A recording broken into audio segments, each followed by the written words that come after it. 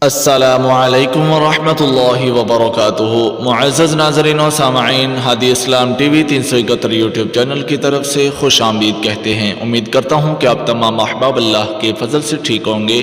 اللہ پاک سلامت رکھے، آمین۔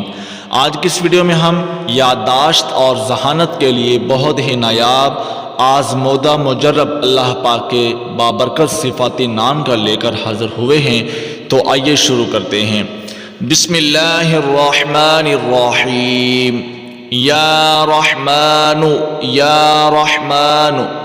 ہر فرض نماز کے بعد اگر یا رحمان کی ایک تسبیح پڑھی جائے تو اس کی برکت سے یادداشت میں اور ذہانت میں اضافہ ہوتا ہے، بلکہ اس سے قلب میں عاجزی بھی پیدا ہوتی ہے۔ اللہ پاک عمل کی توفیق عطا فرمائے۔